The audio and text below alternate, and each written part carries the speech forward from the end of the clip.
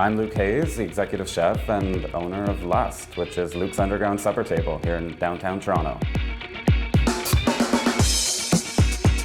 I grew up in the restaurant industry. My mom opened her first restaurant when I was a one-year-old baby, and I was just always surrounded by food. So when I was 11, I thought to myself, I want to be a chef. So from 11 to 15, I trained my ass off and learned absolutely everything I could learn about the history of food and the origins of food and all the different recipes that I could get my hands on. And then at the age of 15, took over the restaurant and ran it for 8 full years as executive chef and part owner, and it was super successful and lots of fun. And then we decided it was time for something new, time for something fresh and different. So that's how we figured out it was time to do an underground supper club, because it's the total opposite of a restaurant. We're closing in on 2 years of doing it, which kind of blows my mind. I mean, it's like time flies.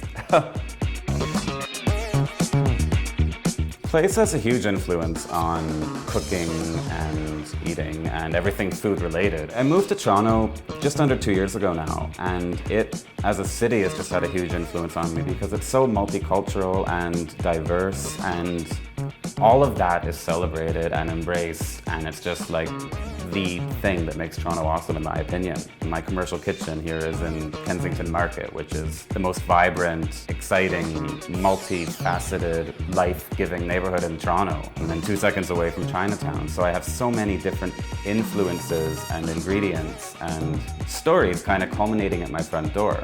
So being able to, to come into the kitchen at the beginning of a day and then just be by walking through the neighborhoods and seeing what's around, what's available, what the shops have, that definitely puts a strong stamp on what it is I'm going to cook.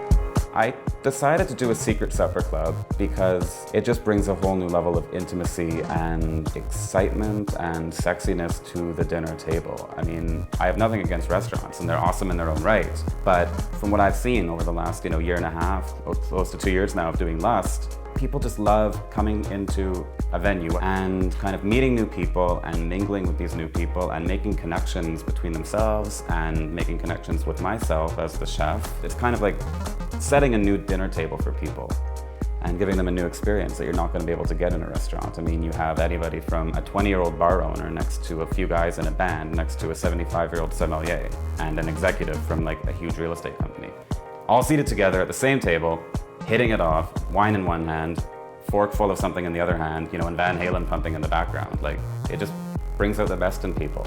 And that's why we see so many people clamoring for the tickets when we release them.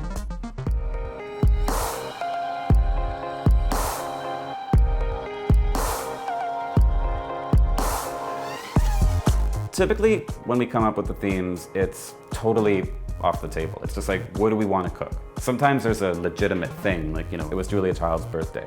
So that was like a really concrete theme. We made some really sexy, exciting, innovative French-based food based on her original recipes. Other times, like tonight, it just happened to be very much that I was looking forward to cooking Southeast Asian food, because it's kind of like the snacky food that I'll eat when I'm not cooking for anybody else. So I thought it would be a great theme for a night. So yeah, these are sexy noodles. And what makes them sexy? It's because, well, they're in a disc, so they don't really look like noodles.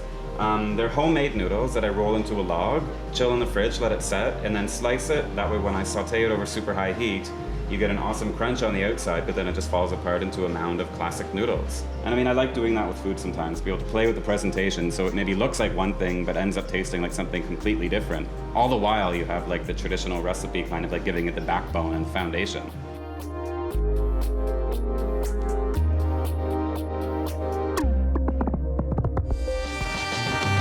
There wasn't really one meal that really inspired me and showed me, the magic of food, but it was kind of like a gradual thing when I started to go for my own personal cooking to different regions, like throughout Southeast Asia, to be perfectly honest. Like, that was where I thought to myself, holy shit, there's so many flavors and textures and just ingredients being used that are so exciting, so varied, and they're just so sexy. They pop like crazy on the plate. They make your mouth kind of have this little like orchestral, passionate moment.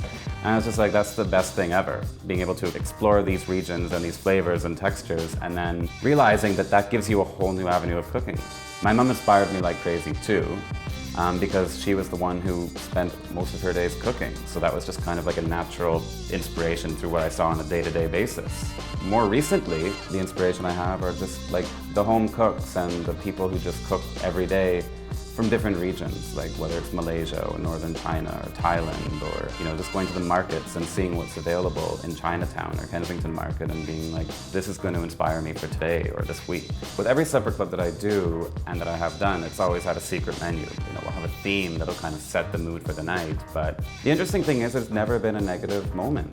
I mean, obviously I develop a menu with the guests in mind, so everything has to be delicious and awesome and full flavored and balanced and texturally exciting, and like I'm not one of these chefs who's just gonna like go and put foam on everything because it's like, hey, I can put foam everywhere. Like, fuck you, man.